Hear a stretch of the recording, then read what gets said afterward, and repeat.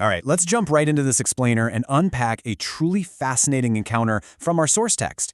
We're looking at a moment that reads exactly like a grand cinematic crossover between two legendary figures from ancient literature. We're talking about an immortal encountering a mortal. It sets up this incredible meeting of worlds, blending sweeping mythology with a very tense, super grounded standoff. So we're going to break down exactly how and why this happens using the text itself. So, we start with an immediate mystery. Why on earth would an immortal hero intentionally block a mortal warrior's path? Just picture this scene for a second. Hanuman, an ancient, immortal monkey of literally immense power, is deliberately obstructing the road of Bhima, a fierce, proud mortal warrior. It's a standoff that could easily, and I mean very easily, turn violent. But to explain exactly why he refuses to budge, Hanuman tells Bhima that they need to flash back into the past, pulling us straight into one of the most epic tales ever told. Section 1. The Alliance and the Search. Rama's Desperate Quest. Here, Hanuman basically hits rewind for Bhima, pulling us into a rapid-fire summary. And honestly, this brilliantly illustrates the breakneck pace of the text's early narrative. It happens in 4 distinct phases. First up, Rama meets Sugriva, the chief of the monkeys, on a mountain summit, forging a totally crucial alliance. Second, to cement this friendship, Rama slays Vali and installs Sugriva as the rightful king. Third, in return for getting his throne back, Sugriva sends out monkeys by the hundreds and thousands to literally scour the earth for Rama's missing wife, Sita. And finally, phase 4, a mighty vulture named Sampati drops some critical intelligence, revealing that Sita is being held in the abode of the fearsome Ravana. It meticulously maps out the alliances and discoveries that perfectly set the stage for the Great Search. Moving to Section 2, Bounding Over the Ocean, Hanuman's solo mission. With Sita's location finally revealed, Hanuman begins a death-defying mission into the treacherous south. And the sheer mythological scale represented here is just staggering. The text states Hanuman bounded over the main ocean, an expanse extending for 100 yojanas. Now, a yojana is an ancient measure of distance, making this a massive, mind-boggling leap. But he wasn't just jumping. The source notes that by his own raw prowess, he was traversing a vast oceanic abyss completely filled with terrifying sharks and crocodiles. It is a massive testament to his awe-inspiring power.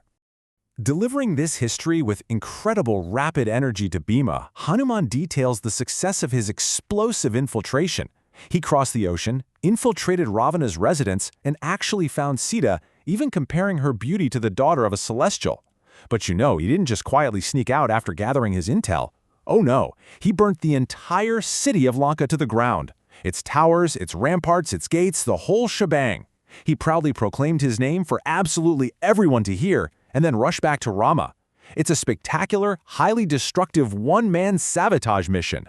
Which brings us to Section 3, the War for Lanka, a full-scale invasion. Hearing Hanuman's report, Rama's reaction is just swift and totally decisive.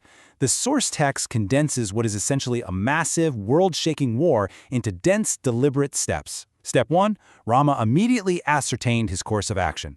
Step 2, he literally constructed a bridge straight across the deep ocean so his army of myriads of monkeys could cross over. Step 3, he completely slew Ravana and his oppressive Rakshasa followers, these fearsome demonic warriors, in battle.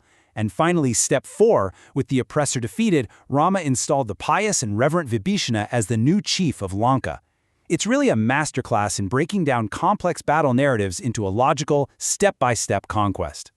Now look at this beautifully profound line from the text. It says, Rama recovered his wife even like the lost Vedic revelation. Finding Sita isn't just described as some standard rescue mission. The source uses this deeply reverent framing to compare her recovery to the rediscovery of ancient, sacred scriptures. It really underscores the momentous, almost cosmic weight of Rama's ultimate victory. Section 4. A Boon of Immortality, a period of peace. So the war is won, the oppressor is completely defeated, and Rama returns with his devoted wife to establish a perfect kingdom in Ayodhya. 1,100 years. The source text explicitly emphasizes the immense, almost unfathomable scale of this golden era. It notes that Rama reigned for this massive span of time before finally ascending to his own heavenly abode. It paints a picture of just unparalleled stability and longevity for his rule. And this brings us right to the emotional core of Hanuman's flashback. Because before Rama ascended, Hanuman asked him for a very specific favor, These are his exact words from the text. O slayer of foes, Rama, may I live as long as the history of thy deeds remaineth extant on earth. Notice that he didn't just ask for generic eternal life. He asked for a boon of immortality that ties his very existence completely to the continuation and remembrance of Rama's story. Rama simply granted that wish. So be it. Which of course fully explains Hanuman's present-day situation. We learn from the text that Hanuman has been abiding in this specific place ever since.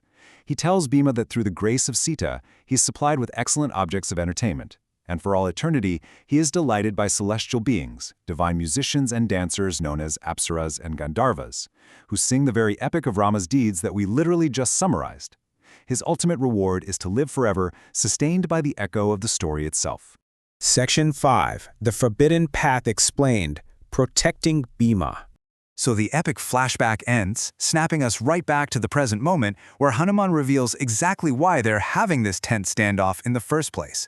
He lays it all out logically for Bhima. On one side, we have the path of the immortals.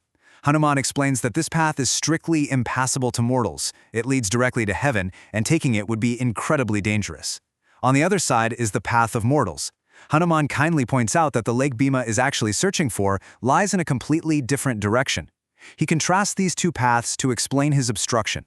He isn't fighting Bhima out of malice or pride. Actually, quite the opposite. He is actively protecting Bhima from defeat or from being cursed by the Celestials by redirecting him away from a forbidden path meant only for the gods. Which brings us to a rather fascinating conclusion. We know from the source text that Hanuman's immortality is entirely dependent on Rama's story being told and remembered on Earth. So, if a hero lives as long as their story is told, does reading this text keep them alive? It's an absolutely incredible meta-narrative loop. I want to leave you with that provocative thought about the true power and nature of storytelling. Are we, by exploring this explainer together today, actively fulfilling Hanuman's ancient boon? Think about that as we wrap things up. Thank you so much for joining me, and keep exploring these incredible texts.